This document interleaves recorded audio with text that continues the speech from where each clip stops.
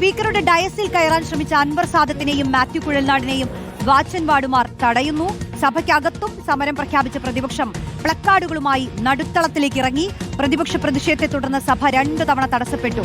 Banner ഉയർത്തി തന്നെ അന്ധനാക്കാൻ ശ്രമിച്ചെന്നാണ് speaker ആരോപിച്ചത്. പ്രതിപക്ഷ സമരത്തെ വെല്ലുവിളിക്കുകയാണ് സ്പീക്കർ എന്ന VD സതീശനും തിരിച്ചടിച്ചു.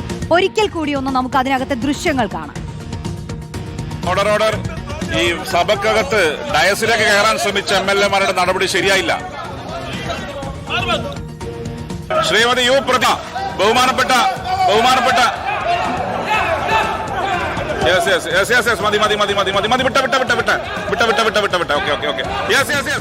ഇതായിരുന്നു സഭയ്ക്കകത്തെ കാഴ്ച. റോഷിപാൽ ചേരുന്നു. റോഷിപാൽ, കലുഷിതമായിരുന്നു സാഹചര്യങ്ങൾ. അസാധാരണമായ ഒരു സംഘർഷവും നാടകീയ രംഗങ്ങളുമാണ് സഭയ്ക്കകത്ത് കണ്ടത്. പ്രത്യേകിച്ച് MLA-മാർ 2 തവണ സ്പീക്കറുടെ ഡയസിനകത്തേക്ക് ചാടിക്കയറാൻ ശ്രമിക്കുന്നു. സ്പീക്കർ തന്റെ ഇരിപ്പിടത്തിൽ നിന്ന് എണീറ്റു പോകുന്നു. സഭാ നടപടികളെല്ലാം സ്തംഭിക്കുന്നു. ഭരണപക്ഷവും ഇതിനെ നേരിടുന്നു. പ്രത്യേകിച്ച് ശിവൻകുട്ടി അടക്കം ആ പാരഡി പാട്ടൊക്കെ തിരിച്ചു പാടുന്നതൊക്കെ ഇന്നും നമ്മൾ കേട്ടു. എന്താണ് ഈ സ്വർണ്ണക്കൊള്ള വിഷയത്തിൽ ഇന്ന് സഭയ്ക്കകത്ത് നടന്നത്? പ്രതിപക്ഷത്തിന്റെ ആരോപണം എന്തായിരുന്നു?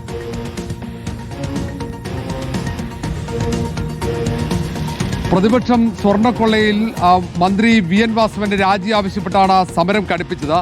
സഭയിൽ ഇന്ന് സഭാ നടപടികൾ ബഹിഷ്കരിച്ചുകൊണ്ടുള്ള സമരത്തിന് നേരത്തെ തന്നെ UDF-ന്റെ പാർലമെന്ററി പാർട്ടി യോഗമെടുത്ത തീരുമാനമാണ്. അതുകൊണ്ട് തന്നെയാണ് സഭയുടെ തുടക്കത്തിൽ തന്നെ സഭ തുടങ്ങുന്ന ആ നിമിഷം തന്നെ പ്രതിപക്ഷങ്ങൾ നടുത്തളത്തിലേക്ക് ഇറങ്ങി പ്രതിഷേധം കടുപ്പിച്ചത്. ആ പ്രതിഷേധത്തിന്റെ തുടക്കത്തിൽ ഡയസിലേക്ക് കയറാനുള്ള ശ്രമമുണ്ടായിരുന്നു. ഡയസിലേക്ക് കയറാനുള്ള ശ്രമം വാച്ചൻവാർഡർമാർ പ്രതിരോധിച്ചു. ഒരു ഘട്ടത്തിലാണ് നേരെ അവിടെ അൻവർ സാദത്ത് ഒപ്പം സനീഷ് ജോസഫ് അടക്കമുള്ള MLA-മാർ നേരെ ഡയസിലേക്ക് ചാടാൻ ശ്രമിച്ചു. ആ ഘട്ടത്തിൽ തന്നെ സ്പീക്കർ സഭാ നടപടികൾ നിർത്തിവെക്കുന്ന സാഹചര്യമുണ്ടായി. പിന്നീട് തിരിച്ചു വന്നു. സഭാ നടപടി തുടർന്നപ്പോൾ വീണ്ടും ആ പ്രതിഷേധമുണ്ടായി, സമാനമായ പ്രതിഷേധം. അങ്ങനെ വാച്ചൻവാർഡർമാർ ഈ മുഖം മറയ്ക്കുന്ന ആ ബാനർ, സ്പീക്കറുടെ മുഖം മറച്ചുകൊണ്ടുള്ള ബാനർ പിടിച്ചു മാറ്റി. അത് ബലം പ്രയോഗിച്ച് പിടിച്ചു മാറ്റിയപ്പോൾ പ്രതിപക്ഷാംഗങ്ങൾ നേരെ വാച്ചൻവാർഡർമാർ ഏറ്റുമുട്ടാനുള്ള തയ്യാറെടുപ്പിലായിരുന്നു. അങ്ങനെ സ്പീക്കർ തന്നെ ഇടപെട്ട് വാച്ചൻവാർഡർമാരോട് മാറി നിൽക്കാൻ പറഞ്ഞെങ്കിലും അപ്പോഴത്തേക്ക് പിന്നീട് ആ സംഘർഷാവസ്ഥ അയഞ്ഞു.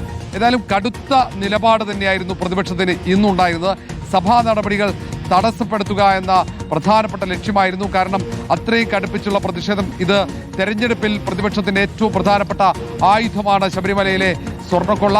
ആ സ്വർണ്ണക്കൊള്ള ആയുധം ആ കാര്യത്തിൽ വിട്ടുവീഴ്ചയില്ലെന്ന് പ്രതിപക്ഷ നേതാവ് തന്നെ പ്രഖ്യാപിച്ചതാണ്.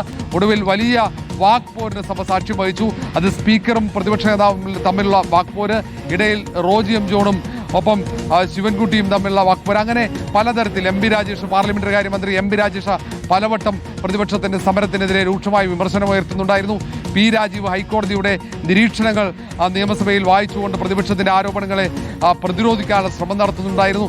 ആ ഘട്ടത്തിലൊക്കെ പ്രതിപക്ഷ അംഗങ്ങൾ നടുത്തളത്തിൽ കടുത്ത പ്രതിഷേധമായിരുന്നു.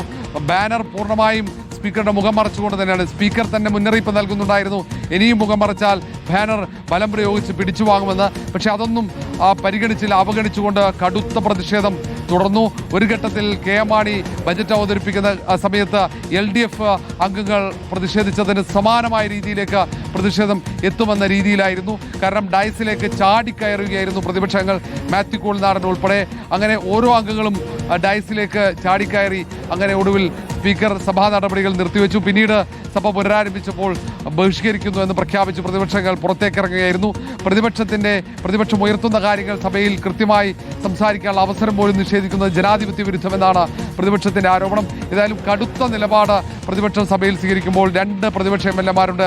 അവർ സഭാമന്ദിരത്തിൽ, സഭാ കവാടത്തിൽ അനിശ്ചിതകാല സത്യാഗ്രഹ സമരം തുടരുകയാണ്. IC ബാലകൃഷ്ണനും AK അഷ്റഫുമാണ് അവിടെ സമരം നടന്ന് അവർ ഉന്നയിക്കുന്ന ആവശ്യം ഈ VN വാസവൻ രാജിവെക്കണം എന്നതാണ്. കാരണം സ്വർണ്ണക്കൊള്ളയിൽ മുഖ്യമന്ത്രിയുടെ ഓഫീസ് ഇടപെട്ടുകൊണ്ട് ഈ കേസ് അട്ടിമറിക്കാൻ ശ്രമം നടത്തുന്നു. കേസ് അട്ടിമറിക്കാൻ വേണ്ടി SIT-യെ സ്വാധീനിക്കാൻ ശ്രമിക്കുന്നു എന്ന ആരോപണമാണ് ഇന്ന് സഭയ്ക്കകത്ത് പ്രതിപക്ഷം ഉയർത്തിയത്. റോഷിപാലാണ് വിശദാംശങ്ങൾ നൽകിയത്. സഭയ്ക്കകത്തും പുറത്തും സ്വർണ്ണക്കൊള്ള വിഷയം രാഷ്ട്രീയായുധമാക്കാനുള്ള തീരുമാനം അത് പ്രതിപക്ഷം തുടരുകയാണ്. വരും ദിവസങ്ങളിൽ ഇതേപോലുള്ള പ്രതിഷേധം കാണുമെന്നൊക്കെയാണ് പ്രതിപക്ഷം പറയുന്നത്.